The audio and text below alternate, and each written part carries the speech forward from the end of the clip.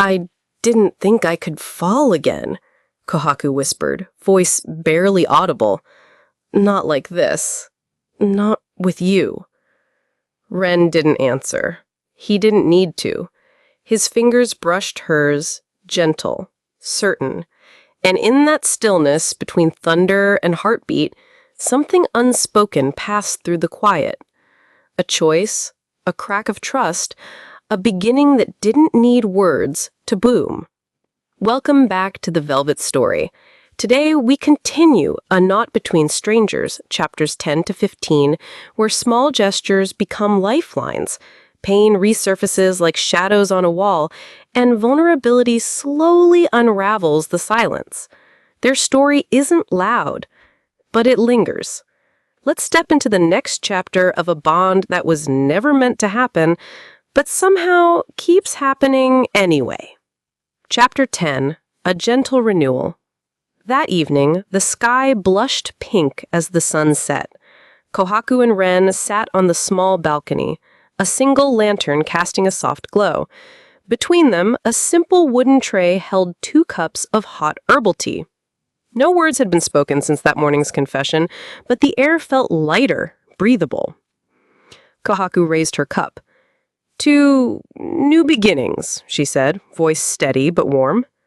"To new beginnings," he echoed, his tone gentle. They drank together. The tea was fragrant with chamomile and mint, soothing and fresh.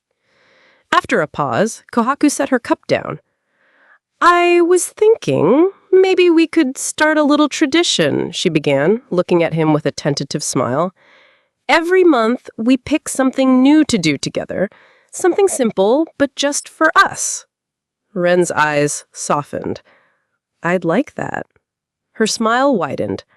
"Like, this month, we could try stargazing. I heard there's a spot on the hill nearby." He nodded. "I'll bring blankets and hot cocoa." Kohaku laughed softly. "Hot cocoa in May?" He shrugged with a playful grin. "Why not?" Inside, Ren rose and disappeared briefly. Kohaku watched as he returned with 2 small envelopes. "I made these," he said, handing one to her. She opened hers to find a neatly penned card, "For Kohaku, for being brave today and every day." Her breath caught. She looked up into his eyes. "Ren." He placed his own envelope on the tray. Kohaku opened it. "For Ren, for showing me what caring truly means." His cheeks tinted with color, rare for him, and he cleared his throat. I meant every word," he admitted. Kohaku reached across the tray and took his hand. "I know." Their fingers interlaced naturally, as though they'd always fit that way. Neither said more. They simply watched the sky deepen into twilight, 2 hearts at ease. Later, as they made their way to the hill, Kohaku paused at the foot of the path. Ren gently covered her shoulders with a blanket. "I'll carry the cocoa," he offered. She smiled, tucking her hands into his coat pockets. "I'll bring the star map." He chuckled. "Deal." Under the first emerging stars, they sat side by side on the blanket. Kohaku pointed to Orion. Ren pointed out Cassiopeia. They shared quiet conversation that felt rich in meaning. Occasionally, their hands brushed, neither pulled away. By the time the moon rose full and bright, Kohaku felt a calm certainty settle in her chest. On the way home, they walked hand in hand, shoulders touching. No grand declarations, but every step echoed the promise they'd made to try again, to care, to cherish what was growing between them. And in the soft May night, with the city lights shimmering below, they knew this was only the beginning of their gentle, unfolding love story. Chapter 11, Shadows of Tomorrow. Spring slipped towards summer, and with it came new challenges. One evening, Ren returned home later than usual, his posture tense. Kohaku was waiting in the kitchen, the soft scent of simmering stew floating around her. He paused at the doorway, removing his jacket slowly. "Kohaku," he began, voice low. "I've been offered a position overseas. Tokyo branch. It's a major promotion. Kohaku's heart fluttered and then sank. That's wonderful, she managed, forcing a smile. Congratulations. Ren's shoulders slumped slightly. Thank you. But I leave in 2 weeks, 6 months minimum. The kitchen seemed to grow colder. Kohaku swallowed against the lump in her throat. That night, they sat at the table with untouched bowls between them. Neither spoke for a long moment. Finally, Kohaku looked up. 6 months, she whispered. Will you come back? Ren's gaze dropped to his hands. Yes, of course. But I understand if that's too long. Her chest ached. She remembered the way his hand felt in hers on the hill, the gentleness in his eyes. She didn't want to lose that warmth. I'll wait, she said quietly. He reached across and covered her hand. I don't want you to just wait, Kohaku. I want us to grow even apart. I want you to chase your dreams too. She blinked, surprised. My dreams? He nodded. You love baking. I've seen how happy it makes you. Take classes. Start that small online shop you mentioned. Kohaku's throat tightened with emotion. You'd support that? Absolutely, he said, voice firm. We'll support each other, no matter the distance. The next day, Kohaku enrolled in a weekend pastry workshop. As she kneaded dough and shaped delicate pastries, her mind drifted to Ren's encouraging words. She realized how much she had been holding back, afraid of change, scared to feel too deeply. Meanwhile, Ren spent late nights in his temporary office, sketching pastry logos on scrap paper, imagining her success. Each flourish of pencil made his chest ache with longing and pride. Their final evening together arrived. They packed his suitcase in companionable silence, folding clothes and slipping in small gifts for each other. When the taxi came, Kohaku wrapped her arms around Ren, tears spilling down her cheeks. Promise me one thing, she said, voice trembling. Don't forget to come home. Ren tilted her chin up, brushing away her tears with a thumb. I could never forget you. He pressed a gentle kiss to her forehead. I'll call every day, and when I get back, we'll plan our future. Kohaku nodded, clutching his lapel. I love you, Ren. He paused before answering, as if savoring the weight of her words. Then he whispered, I love you too.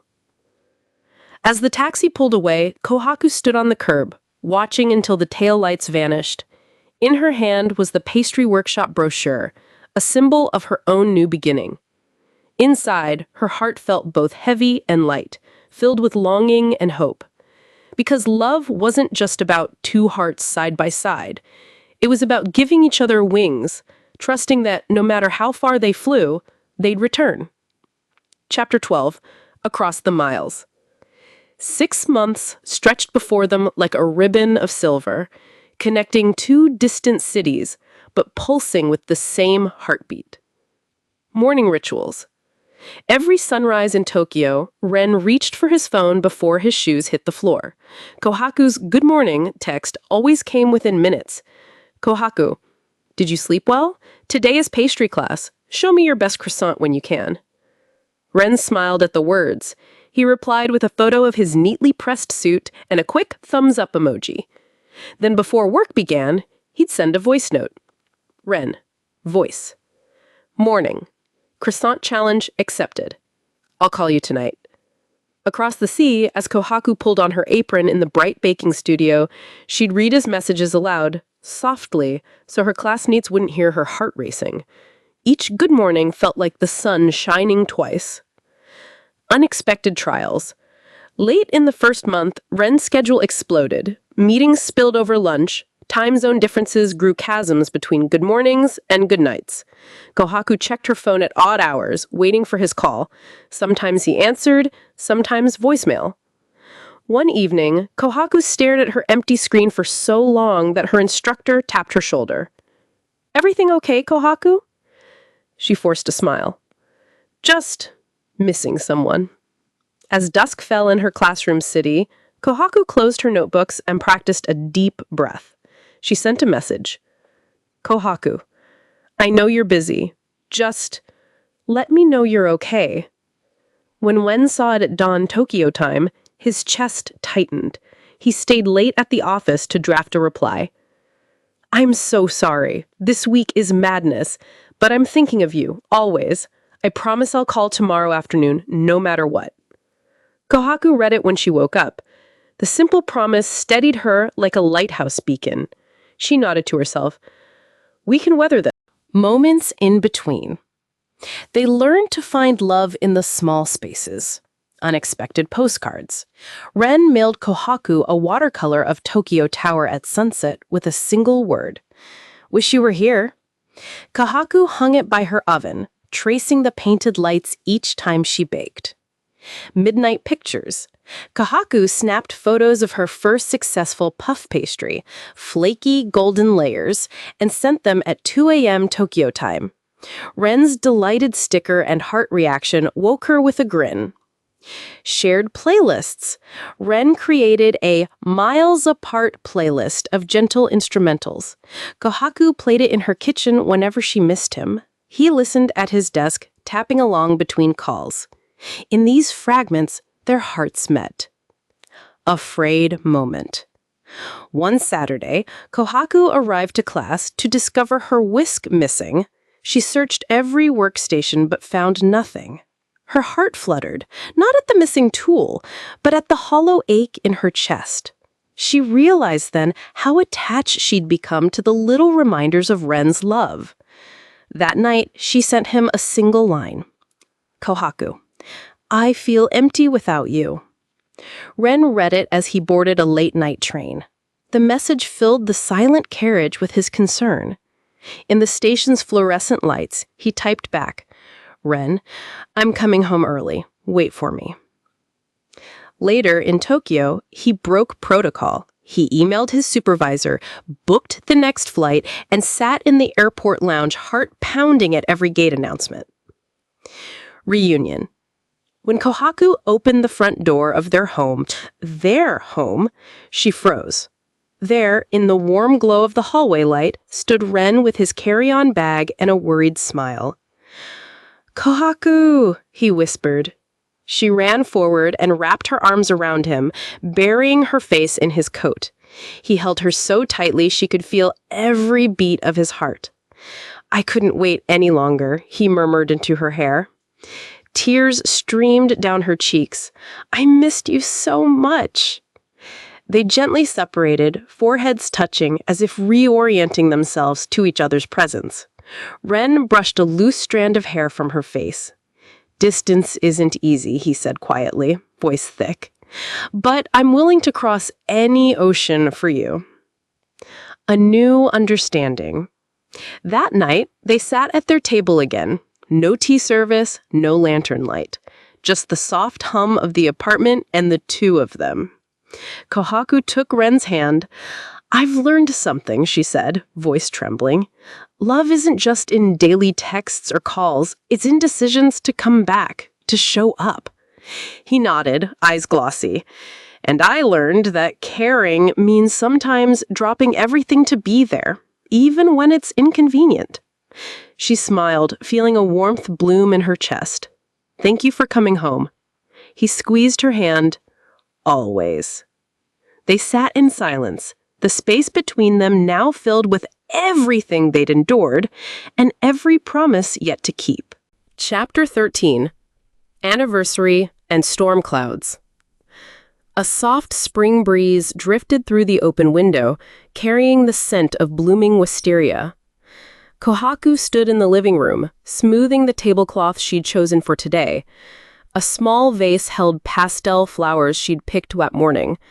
2 slices of a lemon chiffon cake, her latest creation, waited on delicate plates. Across from it, a single tall candle flickered softly. Today marked their first wedding anniversary. Ren arrived home just before sunset, carrying a bouquet of lilacs, his mother's favorite flower, he'd learned, and a small, gift-wrapped box. His suit was pressed, but he looked tired, the corners of his eyes creased from work stress. Kohaku's face lit up when he stepped inside. "Happy anniversary," she whispered, stepping forward to hug him. He paused, inhaled her scent, and finally smiled, warm, genuine, and full of relief. "Happy anniversary, Kohaku." They sat at the table, candlelight dancing across their faces. Kohaku poured them each a glass of sparkling juice. "To 1 year," she said, voice soft. Ren raised his glass. "To 1 year. And many more." They clinked gently and sipped. The cake was light with citrus and sweetness. With each bite, they shared memories. Kohaku spoke of the first morning she'd cooked for him. Ren recalled her childhood letters on that rainy night, and both laughed at the memory of the scarf note. Just as they were settling into comfortable silence, Ren's phone buzzed. He excused himself and checked the message. His face fell. Kohaku looked up. "Everything okay?" He swallowed. It's my transfer. They need me back in Tokyo, sooner than planned." Her heart sank. "But your contract ends next month, right?" Ren nodded, voice tight. "They're pushing for an earlier start, 2 weeks from now." The anniversary glow dimmed. The candle trembled in a draft.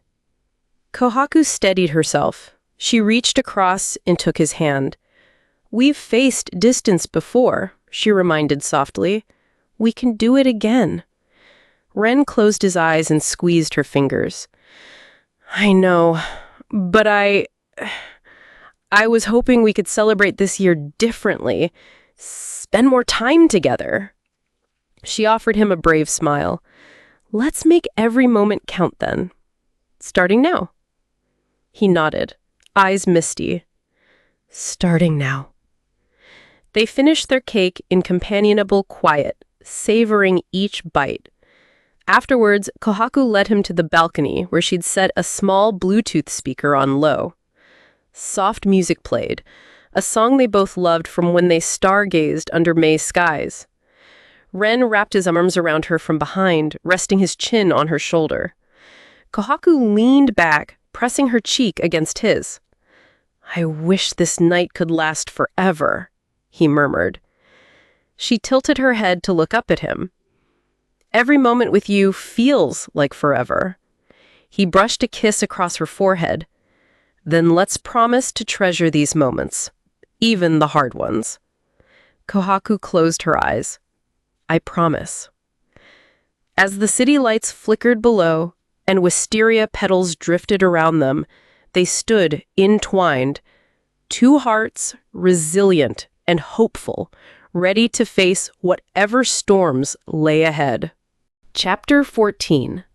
Between Farewells. Morning light filtered through the curtains in soft, muted tones. Today, Ren would leave again. 2 weeks before he'd hoped, and 6 months of distance loomed ahead. Kohaku stood at the door, suitcase in one hand, heart in the other. Ren, dressed in a crisp suit, checked his reflection one last time. Neither spoke as they descended the stairs. The air felt thick, heavy with unspoken worries. At the taxi's arrival, the driver leaned out. Ren set his bag on the curb, then turned to Kohaku. She swallowed around the lump in her throat. "Be safe," she managed softly. Ren placed a hand gently on her cheek. His thumb traced her skin. "I will. And I'll come back to you. Always." Her eyes shimmered. "I'll hold you to that." He nodded as if the weight of that promise grounded him. They embraced slowly, deliberately, as if memorizing every contour. Kohaku buried her face in his shoulder. Ren's arms tightened around her. When they finally pulled apart, Ren reached into his coat pocket and handed Kohaku a small key. "Your home key," he said quietly. "You'll need it while I'm away." She blinked at the simple gesture, proof of trust, of place, of belonging. "Thank you," she whispered. The taxi door closed, and in the rearview mirror, Kohaku watched Ren's silhouette fade. She waved until his coat disappeared from view, then turned and walked back up the path, alone. Each step felt heavier than the last until she reached the front door. Inside, she leaned against it, exhaling, as if she'd been holding her breath. Over the next few days, Kohaku fell back into her baking routine. Kneading dough, shaping pastries, tasting glazes. Each success felt bittersweet, a triumph she wanted to share but could only photograph and send. Ren's messages came as before. Sunrise texts, midnight pictures, and occasional video calls. But the screen between them felt thinner and colder. One rainy evening, Kohaku found herself in the empty house, patting down wet umbrellas and folding damp coats. She paused in the hallway, looking at Ren's shoes by the door. Too many, too organized. Her chest tightened. She realized she was waiting more now. Waiting for calls, waiting for messages, waiting for him. She crossed the hall and picked up his favorite pair of loafers. She held them in her hands, closed her eyes, and breathed in memories. The way his feet tapped when he was thinking, the gentle shuffle beside her on the balcony. Then, gently, she set them back. She whispered to the empty room, "I'll be okay." Weeks passed. Kohaku's classes ended. Her small online bakery orders started arriving. She learned to pour her longing into her work, her loneliness into her sugar and flour. One morning, a courier arrived with a parcel addressed to both of them. Inside was a hand-bound journal, blank pages, tied with a ribbon. A note lay on top, in Ren's neat handwriting. "For the days I can't be here to see your smiles, fill this with everything you would tell me." Kohaku held her fingers over the ribbon, tears pooling in her eyes. For the first time in weeks, hope swelled in her chest. That night, she opened the journal and wrote on the first page, "Day 1. I miss your quiet voice in the mornings, but I feel you in every loaf I bake." She closed the book, hugging it to her heart, and whispered into the silent room, "Thank you for coming back." Chapter 15. Homebound Hearts. A soft spring dawn painted the sky in pale pinks and golds. Today was the day. After 6 long months, Ren would finally be home. Morning anticipation. Kohaku awoke before sunrise, heart fluttering like a caged bird. She dressed carefully in a light blue dress, simple yet chosen with love. Her hair was tied in a loose braid, blossoms tucked behind her ear. She held Ren's journal in her hands, its pages full of her thoughts and dreams. She would give it back today. The arrival. At the airport arrival gate, Kohaku stood among a quiet crowd bouncing on her toes. Every time a new passenger emerged, her heart leapt, only to settle again. Then she saw him. Ren stepped forward, suitcase in hand, his dark hair softly mussed, eyes searching the crowd. When his gaze met hers, his face broke into a genuine, radiant smile, one she hadn't seen in months. He quickened his pace. "Kohaku," he called, voice warm and full. She ran, arms wide. Reunion. They collided in an embrace. Kohaku's tears flowed freely as he held her tight. "I missed you," she whispered into his coat. He lifted her chin so they could see each other. "I'm home," he said, voice thick with emotion, "and I'm never leaving again." She pressed her forehead to his. "Welcome back." Homecomings. Back at their house, the windows were open to let in the cool breeze. Kohaku led him to the living room, where a small table was set with 2 cups of tea and the hand-bound journal. Ren's eyes softened at the sight. "You kept it here." She nodded and handed the journal to him. "Every entry was waiting for you." He opened it gently, reading her words. A slow warmth spread across his face as he turned the pages, smiles, little sketches, even pressed petals tucked inside. When he reached the last page, she bit her lip, heart pounding. Renewed vows. Ren closed the journal and reached for Kohaku's hands. He guided her to stand before him, the room hushed. Kohaku, he began, voice steady but filled with feeling. These months apart taught me what I already knew. My heart belongs with you. In every sunrise text, every recipe photo, every whispered promise, it was you I came home to. He paused, eyes glistening. Will you marry me again? Not because our families asked, but because I choose you every day for the rest of my life. Tears brimmed in Kohaku's eyes. Yes, she whispered, her voice breaking with joy. Yes, I will. They sealed their renewed vows with a gentle kiss. When they pulled apart, Kohaku laughed softly, brushing a tear from her cheek. Ren tucked a blossom from her braid behind her ear. Let's start today fresh, he said, smile radiant. Together. She nodded, leaning into him. Together. Their hands entwined, they stepped out onto the balcony. The world was waking around them, birds singing, flowers stirring in the breeze, and as the morning sun bathed them in light, they faced their next chapter side by side. Two hearts, homebound and hopeful, forever entwined. They never said, "This is love." They didn't need to. In the quiet, where glances lingered, hands brushed, and silence spoke more than words ever could, they had found something real. Maybe not perfect, but deeply human. And enough. Thank you for walking through the quiet, messy, and beautiful journey of A Knot Between Strangers. From uneasy silences to unspoken care, this wasn't a love story built in fireworks, but in the little things. The kind that stays. If their story stayed with you, let it live on in your thoughts, your bookmarks, your quiet nights. This is the Velvet Story, signing off until the next story finds you. Don't forget to like, share, and subscribe. And maybe, just maybe, tell someone today what you never got the chance to say.